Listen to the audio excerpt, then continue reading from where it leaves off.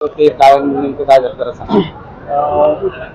काल दुपारी एकदा त्यांची तपासणी आमच्याकडून केली गेलेली आहे. त्याच्यानंतर त्यांनी तपासणीसाठी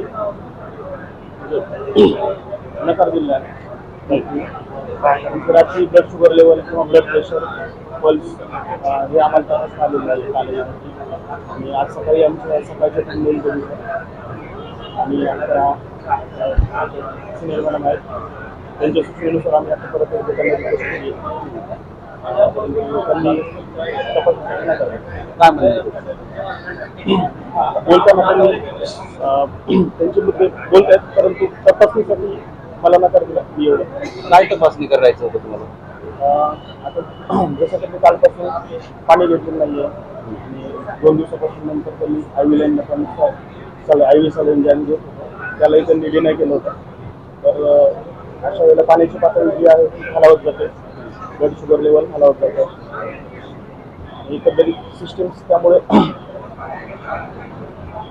त्या गोष्टी आम्हाला तपासायच्या होत्या. आम्हाला तपासता येत नाही. नकार दिलाय. नकार दिला. कालची त्याची मेडिकल प्रोफाईल कशी होती जेव्हा तुम्ही तपासणी करा? कालच्या मेडिकल प्रोफाईलमध्ये रिपोर्टनुसार ब्लड प्रेशर आणि शुगर लेवल, ब्लड प्रेशर जे होतं ते 110-70 या रेंजमध्ये होतं आणि शुगर लेवलही 100च्या खाली होतं. 100च्या खाली. नॉर्मल होतं. त्याला आपण नॉर्मल म्हणण्यापेक्षा जर त्यामध्ये खात नाही तर ते लोअरिंग साईडला जातच असतं. एक बरं आहे तर ते बसलेली नाही. बसल्यानंतर कॅलरीज जास्त बनत होतात. ते लाईन लावून आहे थोडंसं झोपलेलं असतं. माझं डॉक्टर अतुल तांबे आणि मॅडम आमचं डॉक्टर शीतल शिंदे.